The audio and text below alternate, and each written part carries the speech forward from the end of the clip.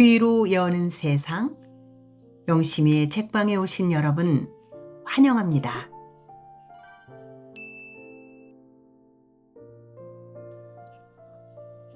우리는 지금 한승원작 동학제를 함께하고 계십니다. 지난 4편에서는 바다로 고기를 잡으러 나간 이우암과 최돌쇠가 군교 천혜산에게 걸려들었습니다. 새로 부임한 만호에게 고기를 걷어 바치고 있는데 이들이 잡은 고기를 모두 숨겼다고 화가 났지요. 또한 이런 충성심을 몰라주고 새 만호가 선상유의에 자기를 제외시킨 안가품으로 이우암과 최돌쇠에게 곤장으로 화풀이를 할 참인데요. 그럼 함께 이야기 속으로 갑니다. 제1권 산호의 딸.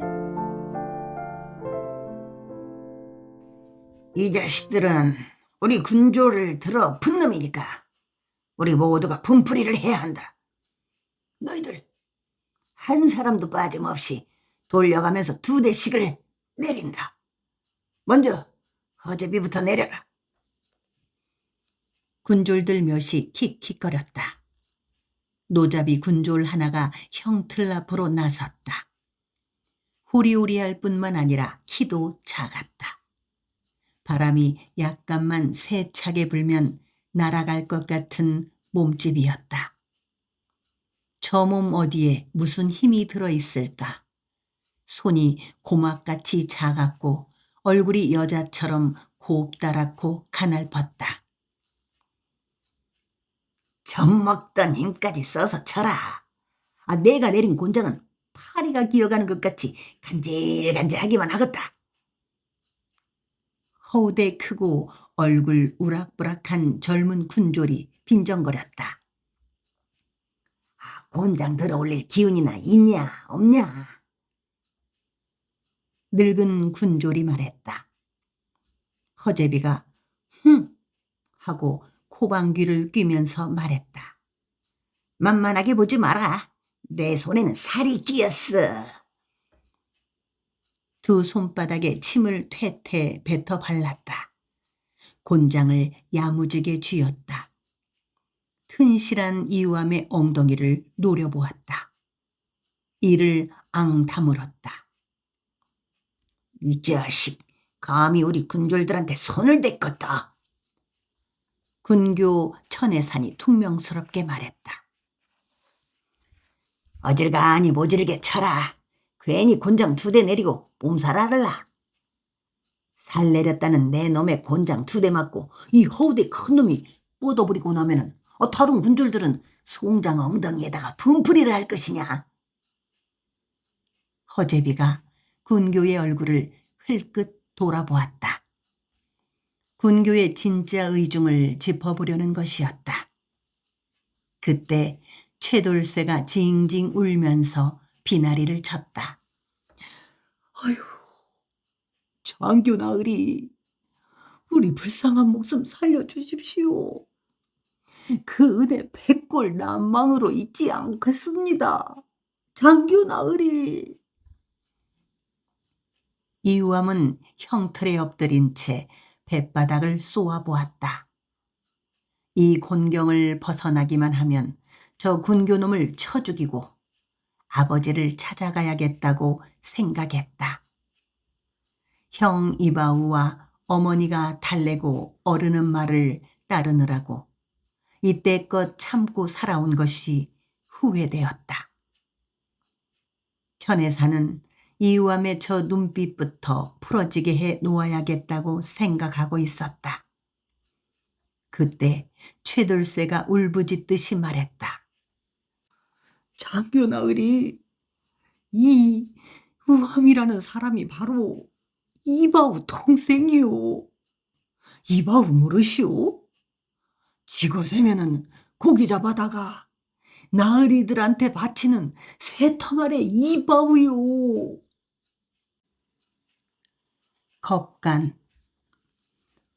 노루목 연한 뒷산의 산밭에서 끔찍스러운 일이 벌어져 있었다. 그 끔찍스러운 일을 눈앞에 둔 채 달섬은 발을 멈추었다. 바다를 내려다보았다. 그의 눈을 어지럽히는 것은 바다에 뜬 고기잡이 배들과 그 배들 사이를 누비질하고 다니는 쾌선의 모습이었다.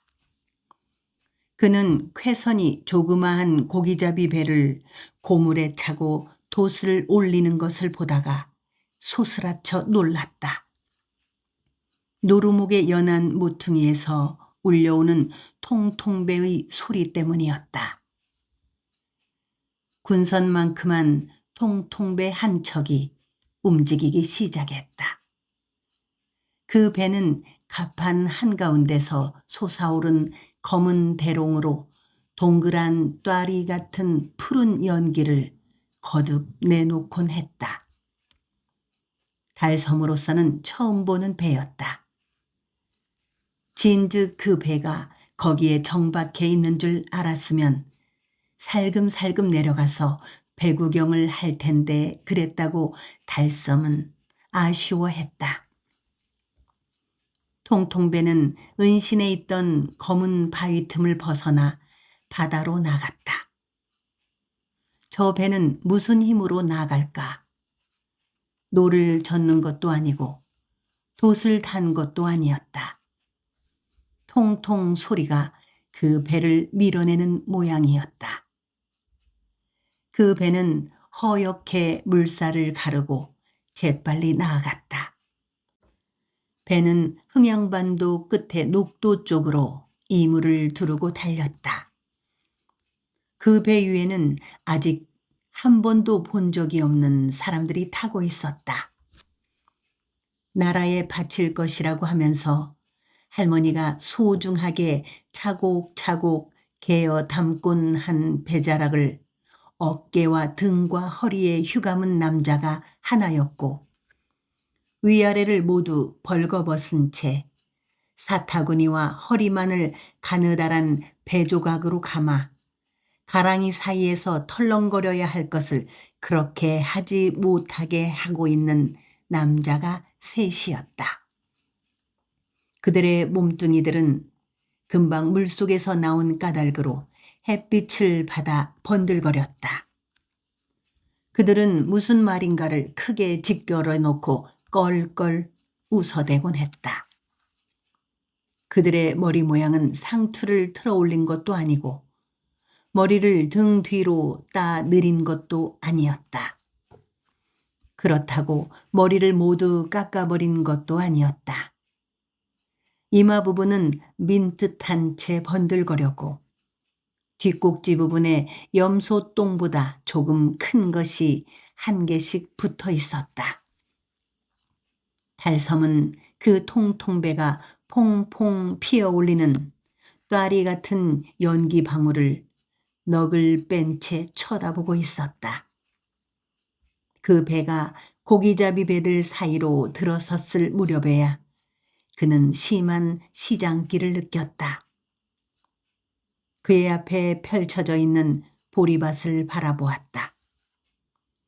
밭둑에 찔레나무를 찾았다. 찔레나무 새 떨기가 있었다. 찔레나무의 부드러운 순으로 우선 허기진 배를 채우고 싶었다. 다가갔다. 누군가가 부드러운 찔레 순들을 다 잘라 먹어버렸다. 할 일 없이 그는 하얗게 벌어진 찔레꽃을 따서 입에 넣고 씹었다. 식음 떨떨하고 비리고 씁쓸해한 즙이 입안을 감돌았다. 그것을 거듭 삼키면서 이 밭 안에 어디엔가 있을 할머니와 이삐 고모를 생각했다. 살의 긴 밭이었다. 할머니와 이삐 고모는 저쪽 언덕 너머에서 김을 메고 있을까? 얼핏 무섬증이 들었다. 할머니와 이삐 고모에게 무슨 일인가가 일어나 있을 듯 싶었다. 그래서 산밭이 이렇듯 조용할 것 같았다. 그런 생각을 하면서도 달섬은 찔레 꽃잎을 따다가 입에 넣고 우적우적 씹어 삼켰다.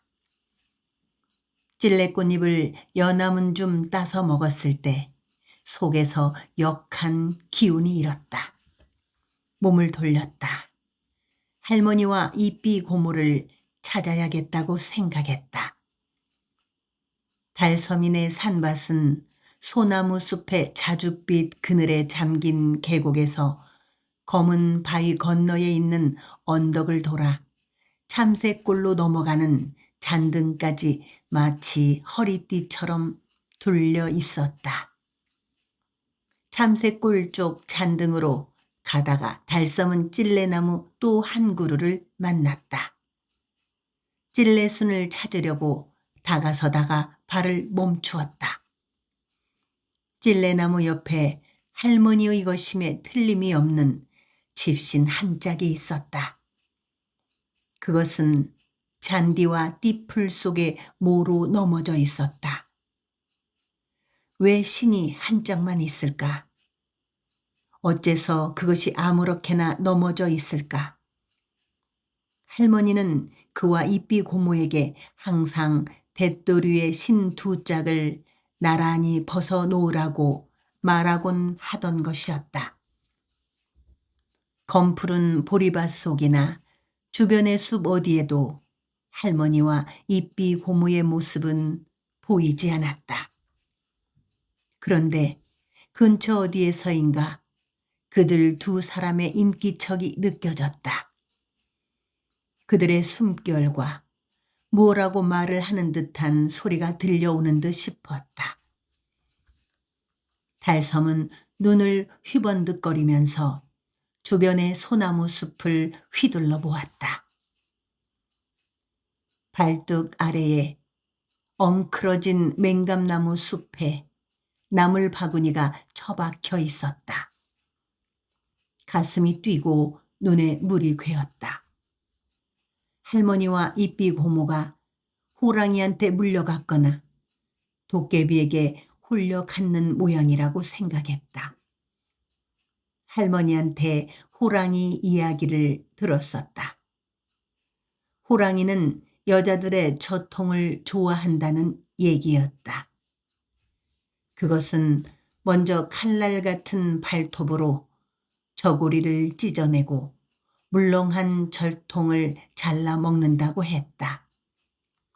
호랑이가 만일 할머니를 물어갔다면 그놈은 약재로 쓰려고 처마 끝에 매달아 놓은 하늘타리같이 쭈글쭈글하게 말라 비틀어진 할머니의 저통과 이삐 고모의 몽실한 푸도박 같은 저통부터 잘라 먹었을 것이다. 달섬은 몸을 떨었다. 울음이 터져 나오려고 했다. 그의 귀에 무슨 소리인가가 들렸다. 언덕 아래서 기어 올라온 파도 소리와 보리파리들이 맞바람에 흔들리면서 내는 소리였다. 그것이 호랑이가 할머니와 이삐 고모의 살을 씹어 먹는 듯한 소리로 들렸다. 달섬은 부드러운 찔레순 많은 찔레나무를 버리고 참새골 쪽으로 달렸다. 잔등에 올라섰다. 그는 헐레벌떡이면서 사방을 두리번거렸다. 숲속에서 할머니의 저통뿐만 아니라 이삐 고모의 그것까지도 다 먹고 난 호랑이가 이제 잔등 위에 선 그의 불알과 고추를 따먹기 위해 금방 달려 나올 것만 같았다. 등줄기가 서늘해졌다. 울음이 목구멍까지 차올랐다. 혀끝을 깨물면서 울음을 참았다. 응달 쪽으로 뻗어간 산줄기의 칡넝쿨 숲 사이에서 무슨 소리인가가 들렸다. 그 칡덩쿨 속에 호랑이가 들어있는 모양이라고 생각했다. 왁 울음을 터뜨렸다. 그 소리가 뜻밖의 컸다. 노루목 연안의 소나무 숲이 철르릉 울렸다. 그 울림이 참새골 쪽으로 감돌아 나갔다. 연안 쪽에 편편한 키 작은 소나무 밭과 직덩 굴밭 사이에 희끗한 것이 누워 있었다. 할머니와 이삐 고모가 거기에 죽어 있는 것이라고 달섬은 직감했다. 그는 울부짖으면서 그 자리에 풀썩 주저앉았다. 할머니.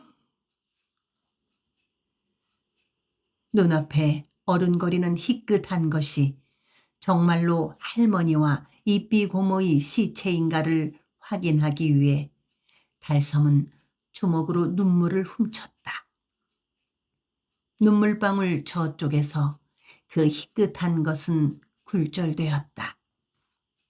부옇게 부풀어 났다. 죽어 늘어져 있는 시체가 분명했다.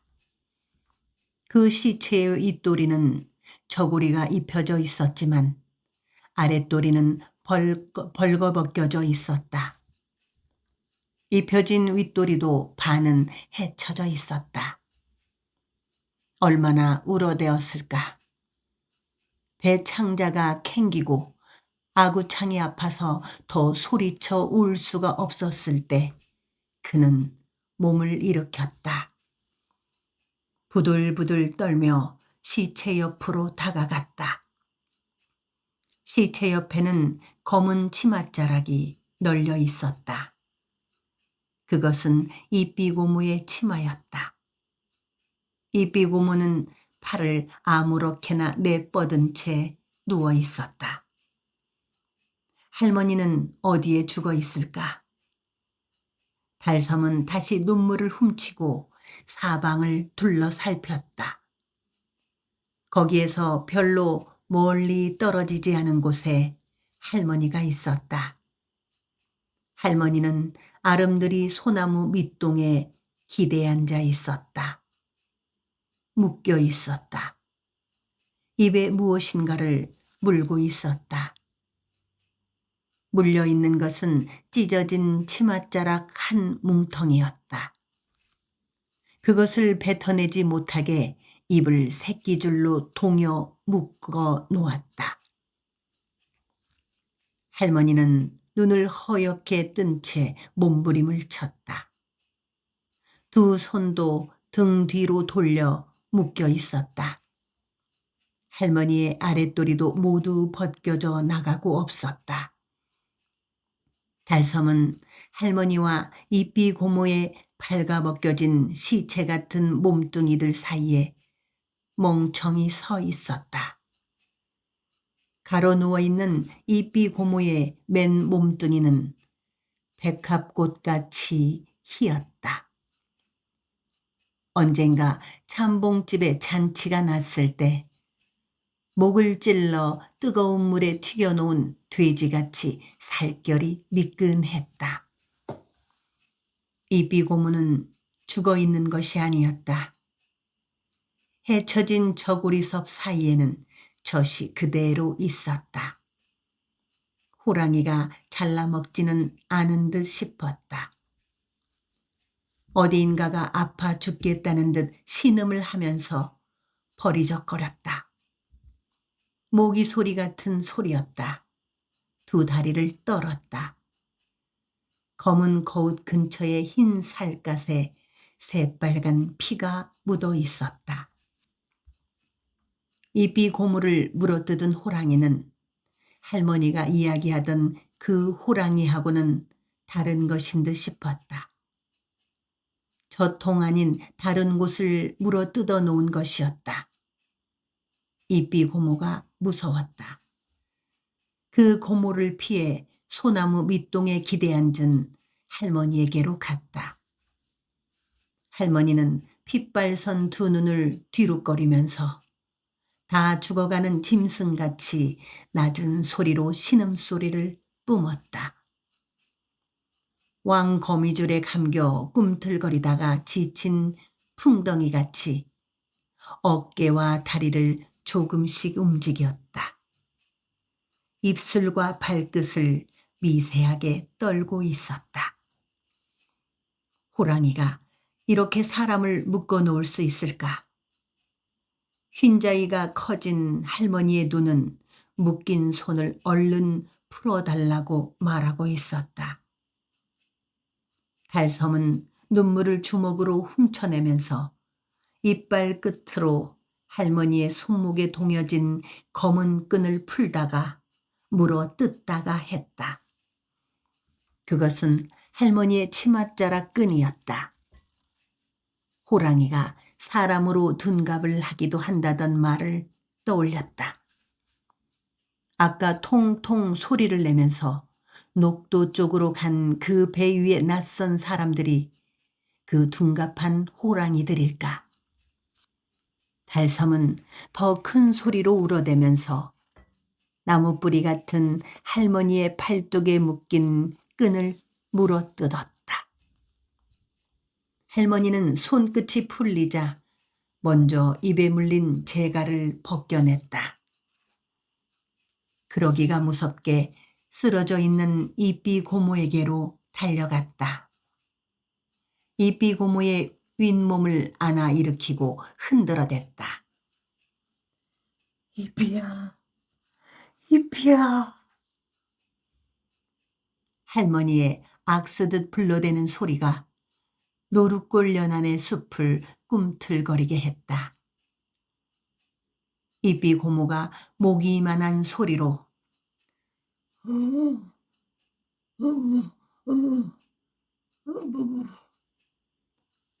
하였다. 할머니는 옆에 버려진 치마를 주워다가 이삐 고모의 아랫몸을 감쌌다. 일어나서 걸어봐라. 할머니는 떨리는 목소리로 말을 하면서 이삐 고모를 부축해 주었다. 이삐 고모의 얼굴은 여느 때보다 더 희었다. 바들바들 떨면서 몇 걸음 어기적거리다가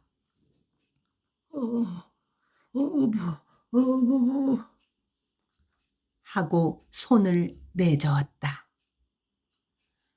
두 손으로 아랫배와 사타구니를 쌓아놓으면서 쪼그리고 앉았다. 아이고, 어쩔 거냐. 걷지도 못하겠냐.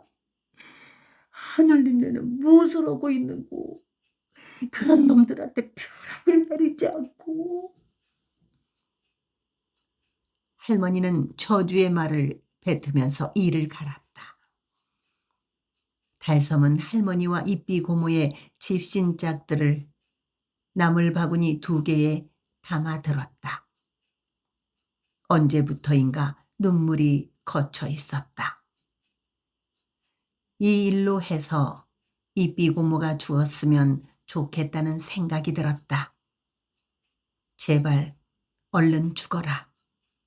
그렇게 소리치고 있으면서도 그는 죄의식에 사로잡히지 않았다. 할머니는 노상 이삐 고모에게 죽으라는 말을 하곤 하던 것이었다. 이삐 고모는 그릇을 잘 깨뜨렸다. 사발도 깨고 질그릇도 떨어뜨려 깼다. 그때마다 할머니는 이삐 고모의 등을 주먹으로 쿵 찍으면서 제발 덕분에 좀 죽어라 하고 탄식하듯 말하곤 했다. 할머니의 바구니에는 나물들만 담겨 있었다. 찔레순도 한 줌 들어 있었다. 이삐 고모는 할머니의 부축을 받은 채 절름거리고 어기적거리면서 한 발 한 발 내딛었다. 이삐 고모의 저고리와 치마는 멀쩡했지만 할머니의 치마는 반 이상이 찢기어 나갔다. 자락 끝이 수술같이 너덜너덜했다. 할머니의 허벅다리와 엉덩이와 사타구니가 드러났다. 그래도 할머니는 부끄러움을 모르고 입비고물을 부축하며 걷기만 했다. 마을 사람들이 바다나 들에서 들어오다가 발을 멈추고 눈을 휘둥글리며 아니 어째 이런다요? 어디가 아파서 이런다요? 아이고 달기에서 그래요.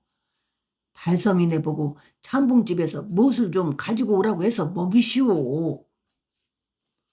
하고 맥없는 소리로 말들을 했다. 할머니는 그 말에 대꾸를 하지 않았다. 뒷따르는 달섬의 귀에 대고 누구한테 어째서 저렇게 두들겨 맞았다냐? 하고 묻는 사람도 있었다. 형제 혹은 슬픈 악연. 달섬이가 할머니와 입비 고모를 앞장서서 집에 들어섰을 때 집안은 조용했다. 순한예가 새끼줄에 묶인 채 토방 밑에 엎드려 자고 있었다. 새끼줄 끝은 기둥나무에 동여져 있었다. 순한예는 자면서 입안에 긁어넣은 흙을 우물거리고 있었다. 그가 없는 사이에 순한예는 흥타령을 하듯 운 것이 아닌 듯 하다. 제 있는 목청껏 울어대다가 잠이 든 모양이었다. 흑흑 하고 재채기질을 하고 있었다. 눈곱투성이인데다가 흙먼지물까지 뒤집어 쓴 순한예의 조그마하면서도 비쩍 마른 얼굴은 흡사 구정물을 뒤집어 쓴 돼지였다. 순한예의 눈과 코와 입과 머리통의 부스럼에는 파리들이 거먹게 붙어 있었다. 아이고, 이 불쌍하고 가련한 것. 할머니는 입비 고물을 방 안으로 들여놓고 순한예의 몸뚱이에 묶인 새끼줄을 풀어주었다. 순한예한테 붙어있던 파리들이 잉잉거렸다. 순한예는 눈을 뜨자마자 울기 시작했다. 할머니가 순한예를 달랬다. 아가, 울지 마라. 나물죽 많이 끓여줄게. 할머니는 순한예를 달섬의 품에 안겨주었다. 순한예는 달섬에게 안기지 않으려고 발버둥을 쳤다. 달섬은 순한예를 방 안으로 끌고 들어갔다. 할머니는 서둘러 솥에 물을 붓고 불을 지피기 시작했다. 달섬은 솥에 물 붓는 소리가 들리자 갈증이 났다. 시장기가 들면서 배가 틀어 올랐다. 회가 동한 것이었다. 물이라도 한 그릇 들이켜고 싶었다.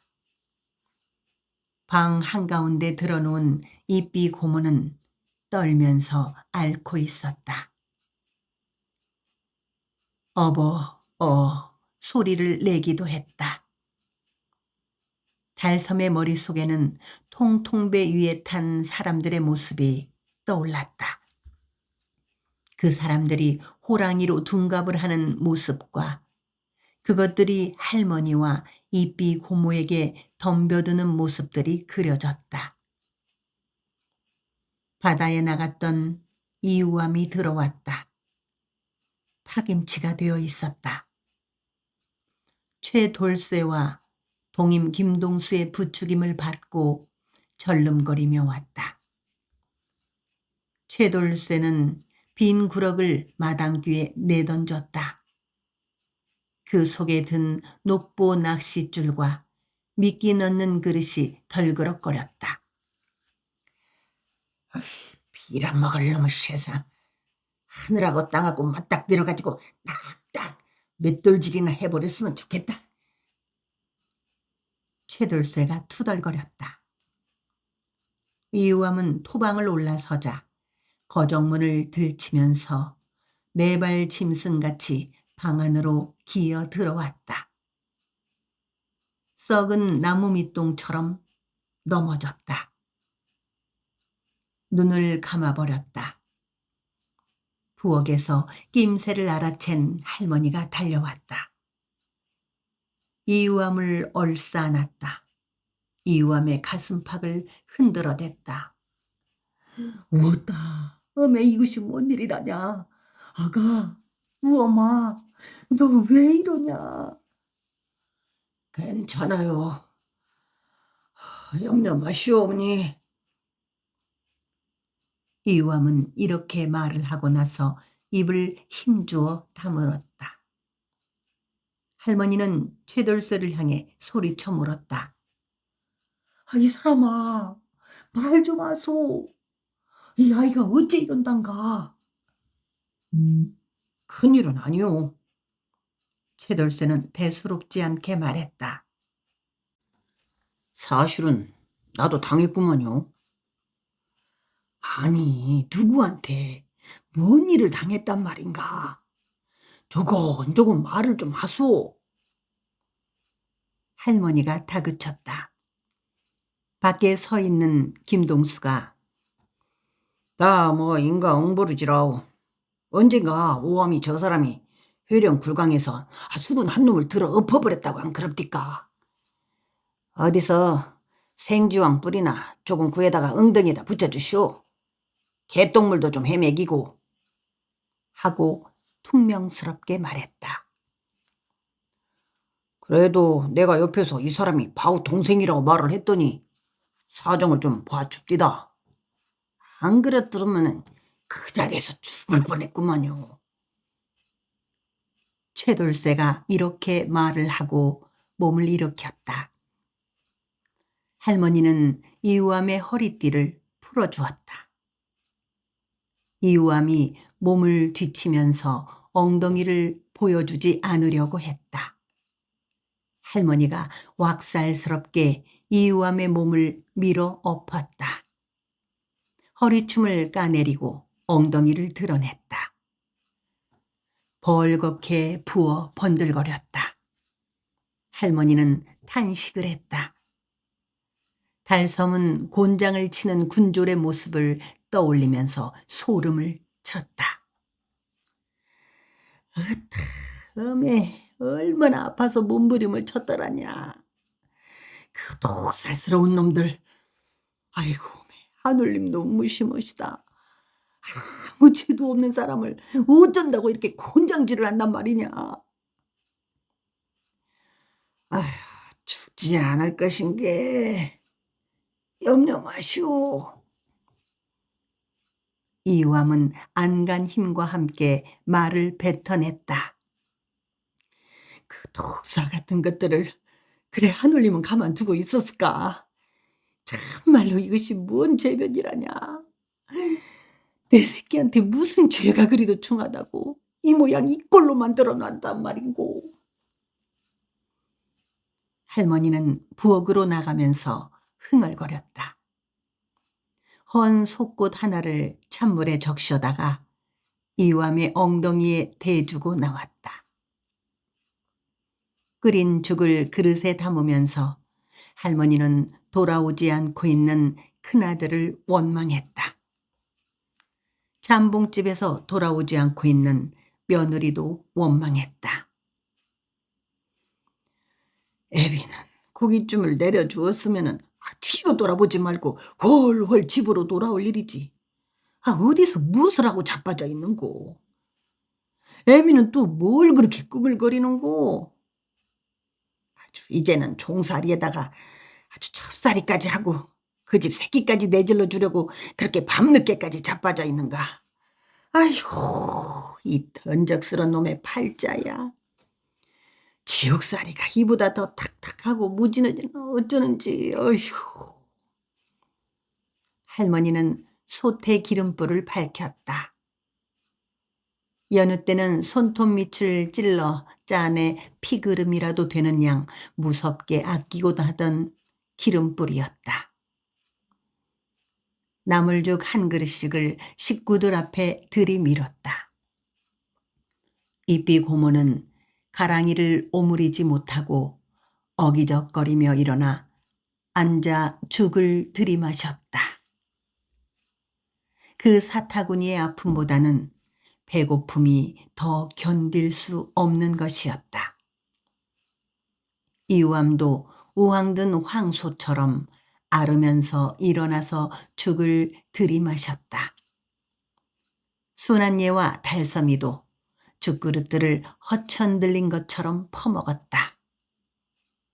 배가 불룩해졌는데도 순한네와 달섬이는 이삐 고모와 이우암의 죽그릇을 넘보았다. 아직 숟가락을 들 생각도 하지 않고 앉아있는 할머니의 죽그릇을 흘끗거렸다. 더 줘, 죽 더 줘, 순한예가 몸을 흔들어대면서 할머니를 졸랐다. 할머니는 자기가 먹을 죽을 순한예의 사발에다가 덜어주었다. 달섬의 사발에다가도 덜어주었다. 이삐 고모와 우암은 숟가락을 놓자마자 쓰러져 누웠다. 달섬과 순한예는 윗목 구석에 누웠다. 반 그릇쯤의 죽을 마시고 난 할머니가 중얼거렸다. 이 밤중에 어디서 생지왕 뿌리를 얻고. 그때 밖에서 무슨 소리인가 났다. 할머니가 허공을 향해 눈을 껌뻑거렸다. 이우암이 앓던 소리를 죽였다. 달섬은 소스라쳐 일어났다. 잠이 싹 달아났다. 할머니가 조심스럽게 거정문을 열치고 밖으로 나갔다. 누구시오? 밖에서는 대꾸가 없었다. 밤은 교교했다. 할머니가 다시 누구냐고 물었다. 밖에서 남자의 걸걸한 목소리가 들려왔다. 그것은 달섬의 아버지 이바우의 목소리였다. 읍내에 갔던 달섬의 아버지 이바우가 돌아오고 있는 것이었다. 그도 할머니처럼 누구시오? 하고 묻고 있었다. 달섬은 재빨리 밖으로 나가보았다. 마당에는 시꺼먼 어둠이 거대한 짐승처럼 누워 있었다. 그 어둠 속에 그의 아버지 이바우가 우뚝 서 있었다. 할머니가 아들 이바우를 향해 겁먹은 목소리로 뭔 사람이냐? 하고 물었다. 이바우가 잠긴 소리로 글쎄, 저도 모르겠구만요. 제가 막 저쪽 골목 모퉁이를 돌아오니까는 마당 앞에서 얼씬거리다가 슬쩍 저 아래로 슬금슬금 내려가 버리는구만요. 하고 말했다. 달섬은 순간 만수를 생각했다. 팔푼인데다가 미친기까지 있는 아랫마을의 만수였다. 만수는 큰 동네와 아랫마을 사이에 밭 언덕에 있는 상여집에서 살았다. 밤이면 만수가 어둠 속을 헤매곤 한다던 것이었다. 할머니도 만수를 생각해낸 모양으로 그 불쌍한 것인가 보다 하고 말했다. 아니요, 만수는 아닌 것 같소. 이바우가 말했다. 그럼 우리 집 마당 앞에서 얼씬거리다가 간 사람이 누구일까? 달섬은 무섬증이 들었다. 귀신일지도 모른다고 생각했다. 아니, 저승사자일지도 모른다. 할머니가 그랬다. 사람이 죽을 만큼 많이 앓으면 저승사자가 데리러 온다던 것이었다. 녹초가 되도록 두들겨 맞고 온 삼촌 우암이나 바닷가 산밭에서 무슨 일인가를 당하고 온 이삐 고모의 혼령을 데리러 온 저승사자가 밖에서 얼씬거렸는지도 모른다. 혹시 뭐 없어진 거 없는가 한번 살펴보시오. 이바우가 말했다. 보릿고개 무렵에는 인심이 사나워졌다. 먹을거리 좀도둑이 극성을 부렸다. 할머니가 코방귀 어린 소리로 빈집이나 다름없는 집에 가져갈 것이 무엇이 있다고 좀도둑이 다녀갔겠냐 하고 말했다.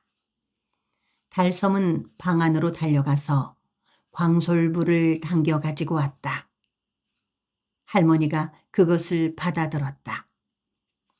마당 여기저기와 부엌 안을 비추었다. 부엌으로 들어서려던 할머니가 우뚝 발을 멈추었다. 할머니가 놀란 목소리로 말했다. 어이구, 이것이 뭐냐? 누군가가 마당 앞에서 얼씬거리다가 간 흔적이 그 부엌 문 앞에 있었다. 산태미가 놓여 있었다. 그 산태미 안에 무엇인가가 담겨 있었다.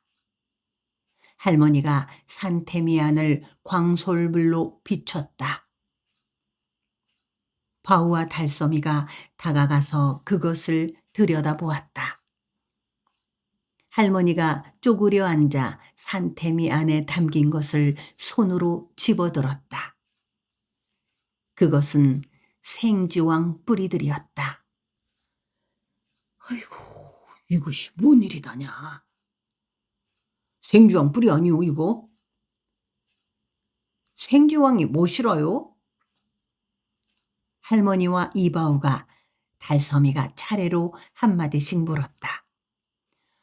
아이고, 고맙기도. 할머니가 산태미를 집어들었다. 이바우가 집 앞에 진을 치고 있는 어둠을 향해 중얼거렸다. 누가 이것을 가져다 놓고 갔을까?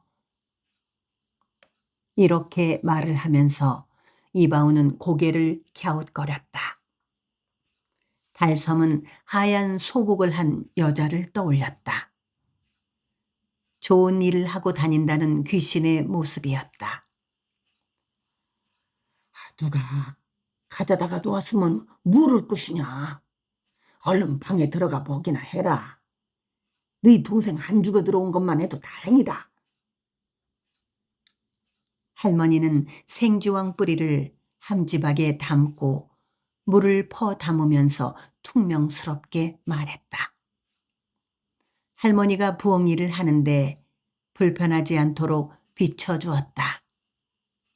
달섬은 여느 때 시키지 않는 일을 늘 이렇게 돕곤 하였고 할머니는 그러한 달섬의 머리를 쓰다듬어 주기도 하고 엉덩이를 토닥여 주기도 했다.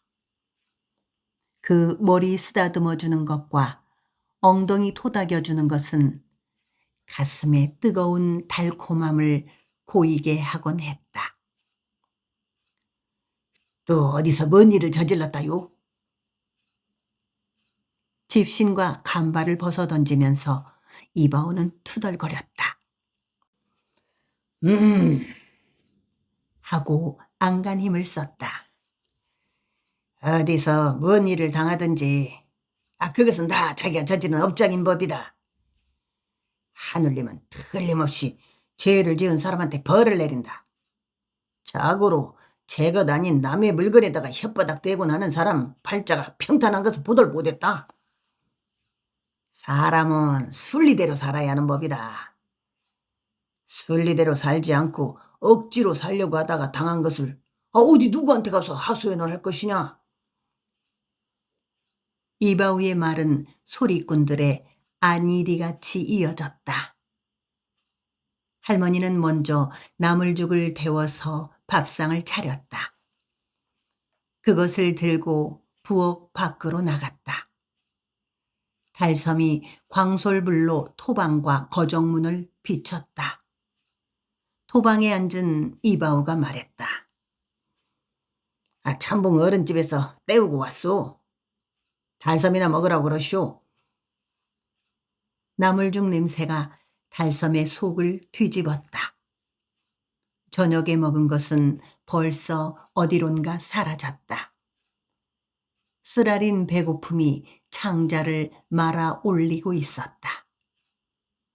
저녁을 때우고 왔다는 아버지의 말이 그렇게 반가울 수가 없었다. 아, 남의 집에서 때운 것이 우죽하겠냐. 이것도 먹어라. 할머니는 밥상을 방 안으로 들이밀면서 무뚝뚝하게 말했다. 오늘도 애미는 아니올 참이냐? 할머니는 부엌으로 들어가면서 이바우를 향해 말을 던졌다. 이바우는 한숨 섞인 소리로 말했다. 그 말에는 슬픈 가락이 깔려 있었다. 노마님한테 몸살기가 있는 모양입디다. 팔다리가 쑤시고 아린다고 주물러주고 약시시하고. 아, 그래, 주무시는 거 보고 와야 할런가 봅디다. 잠 안 들면 못 오는 것이고. 할머니의 말에 아버지는 대꾸를 하지 못했다. 빌어먹을 놈의 세상. 아, 보리 한가마니에 문서에도 없는 종살이를 하고 자빠져 있으니. 할머니는 넋두리를 하듯 말했다. 이바우가 성난 듯한 소리로 아, 제발 좀 그 소리 좀 그만하시오. 아, 누가 들으면 어쩌려고 칠라고 하고 말했다. 할머니는 입을 다물었다.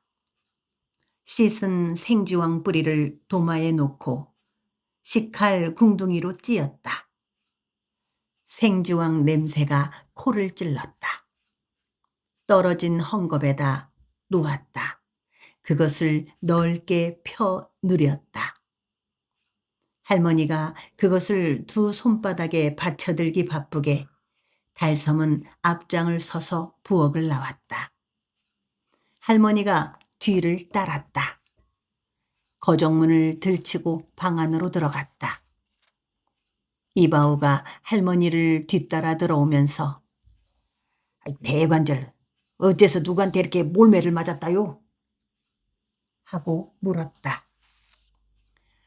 바다에서 맞았단다. 수졸들한테. 빌어먹을 놈. 법을 무서워 않고 수졸 하나를 들어 엎어버렸다고 자랑스럽게 주둥이를 놀려 쌌더니. 봐라, 어쩌냐. 모든 화나 복은 다 자기가 지어서 받는 법이다. 자기 패거리 들어 엎어버린 놈들을 바다 한가운데서 잡았으니 그 놈들은 우죽 좋았을까? 이바우는 이우암을 향해 미운 소리를 퍼부어댔다.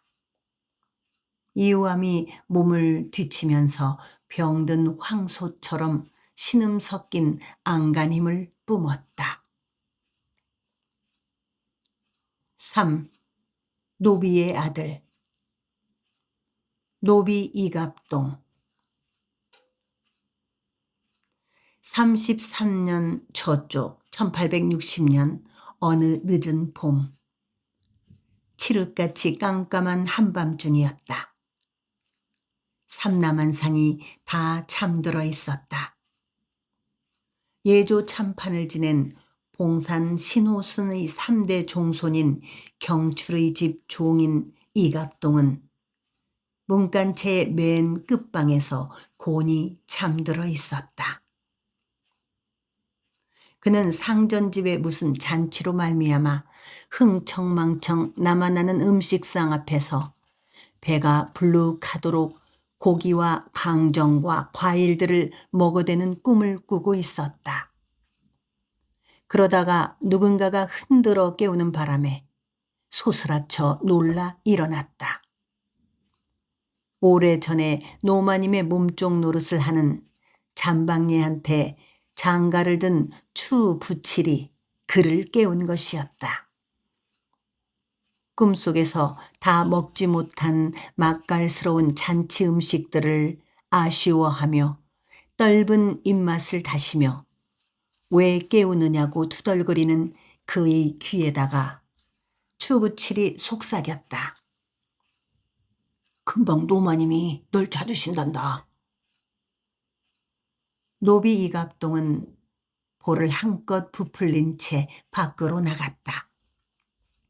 하고 많은 종들 가운데서 왜 하필 나를 이 한밤중에 깨워 심부름을 보내려 한단 말인가.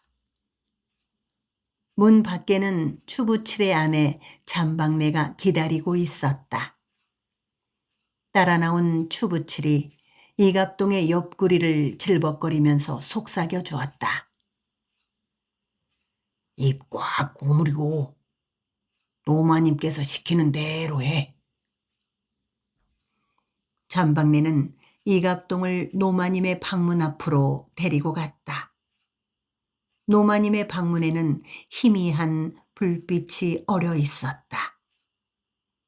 발자국 소리를 들은 노마님이 근엄한 목소리로 들어오라고 말했다. 잠박내가 이갑동의 등을 방문 쪽으로 떠 밀었다. 무슨 일인가가 일어난 모양이라고 그는 생각했다. 눈앞이 아찔하고 아랫도리에 힘이 풀렸다. 대돌 앞에 꿇어 엎드리려 하는데 잠박내가 그의 어깨를 끌었다. 방문 쪽으로 떠밀었다. 미천한 종놈인 주제에 한낮에도 감히 그래서는 뼈도 추릴 수 없는 일이거늘 하물며 어떻게 한밤중에 노마님의 방 안으로 발을 들여놓는단 말인가. 그는 잠박내의 손을 뿌리쳤다. 잠박내는 그의 손을 다시 붙잡아 이끌었다. 그는 다시 잠박내의 손을 뿌리쳤다. 그들의 신랑이지를 알아챈 노마님이 근엄하게 말했다. 걱정 말고 이리로 들어오너라. 내 너한테 기니 당부할 말이 있느니라. 이갑동은 정수리를 한 대 얻어맞은 듯 멍했다. 어떨결에 노마님의 방 안으로 들어갔다. 머리가 반백인 노마님은 꼿꼿이 앉아 있었다. 장죽을 빨고 있었다. 이갑동은 노마님 앞에 엎드렸다. 그는 부들부들 떨었다. 노마님의 뜻을 알 수 있을 듯 싶기도 하고 알 수 없을 듯 싶기도 했다. 어떤 알 수 없는 음모 속에 휘말리고 있는 듯 싶었다. 불안했다. 전날 해걸음에 그는 추부치를 따라서 냇가로 멱을 감으러 갔던 것이다. 멱을 감고 오자 추부칠의 아내가 샘물내 나는 옷을 가져다 주었다. 씨암탉 한 마리를 잡아주었다. 추부칠이 옆에 지켜 앉은 채 그것을 혼자 다 먹으라고 했다. 저 혼자서 이걸 어떻게 다 먹는다요? 성님도 잡수십시오. 그의 말에 추부칠은 겨우 먹는 신용만 했을 뿐이었다. 너는 종노릇하기 아까운 놈이다. 상투를 짜고 의관을 정제하고 나면 너야말로 참말이지 흔한 장부 모습일 것이로구먼. 너는 전생에 양반이었을 것이다. 아니다, 왕손이었는지도 몰라. 들일을 하면서 추부칠이 그에게 말한 적이 있었다. 추부칠의 말을 들은 뒤로 그는 개울에서 얼굴을 씻다가 개울물에 비친 스스로의 얼굴을 유심히 들여다보곤 했다. 어디 한 군데 죽은 곳이 없었다. 구멍새들이 큼직큼직했다. 키도 남다르게 컸고 얼굴도 넙대대하고 이마가 훤하고 눈이 알맞게 크고 코도 주먹처럼 뭉퉁했다. 윗목 구석에는 등잔불이 춤을 추고 있었다. 노마님에게서는 찬바람이 건너왔다. 그녀는 잠박내를 물리고 나서 말했다. 갑동이 너 이놈. 앞으로 내가 시키는 대로 어김없이 그 일을 거행하되 혹시라도 오늘 밤 너하고 나하고 은밀하게 벌인 그 일을 어느 누구한테든지 발설을 하여서는 온전히 살아남지 못할 것이니라. 내 말 알아듣겠느냐? 이갑동은 대답을 하지도 못하고 이마를 방바닥에 붙이고 있기만 했다. 온몸에 식은땀이 흘렀다. 머리 희끗희끗한 노마님의 몸에 아직도 붉은 피가 끓고 있을까? 그동안 내내 남자의 살냄새가 그리웠을까? 나를 자기의 침방에 불러들여 내 살을 즐긴 다음에는 쥐도 새도 모르게 죽여 없애버리려고 하는 것이 아닐까? 그는 살려달라고 빌어야 한다고 생각했다. 한데 입이 떨어지지 않았다. 약조할 수 있으렸다. 이갑동은 기어들어가는 소리로 살려주십시오, 마님 하고 말했다. 이놈, 내가 누구인데 너를 사지에 보내겠느냐? 마님은 노했다. 이갑동은 머리를 조아렸다. 어차피 자기는 이 집의 종이었다. 시키는 대로 하지 않으면 살아남지 못할 터였다. 시키는 대로 하겠사옵니다. 그는 떨리는 목소리로 말했다. 주부칠의 아내 잠박내가 술상을 들고 들어왔다. 이갑동의 앞에 놓았다. 분청 호리병을 들어 사발에 술을 가득 따랐다. 어서 마셔거라. 화판주일 거라고 그는 생각했다. 이갑동은 눈앞이 어질어질했다. 노마님과 추부칠의 아내 잠박내를 번갈아 보다가 술잔을 들었다. 그가 심하게 떨고 있었으므로 술잔이 방바닥으로 흘러 떨어졌다. 눈을 감고 마셨다. 목구멍과 콧속이 알싸한 독주였다. 그 술이 뱃속과 머릿속을 동시에 휘저었다. 잠박내가 다시 한 잔을 가득 부었다. 거듭 마시거라. 이갑동은 노마님이 시키는 대로 했다. 잠박내가 다시 한 잔을 따랐다. 이갑동은 그것마저도 마셨다.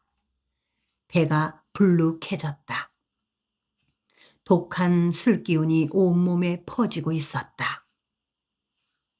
한식격쯤 뒤에 노마님이 몸을 일으키더니 따라오너라 하고 나서 앞장서서 나갔다. 어디선가 개 짖는 소리가 들려왔다. 사랑채에서 샌님 신경출의 기침 소리가 들려왔다. 그는 노마님의 뒤를 따라 나서면서 안도의 숨을 쉬었다. 노마님이 자기의 침방에 나를 끌어들이려는 것은 아니었구나. 노마님은 그를 돌아보지도 않고 앞장서서 걸었다. 잠박내는 안채와 별채마당 사이에 서 있는 비자나무의 검은 그늘 아래에 서 있었다. 노마님이 발을 멈춘 곳은 별채의 마당 한가운데였다. 이갑동의 가슴은 활활 타오르고 있었다.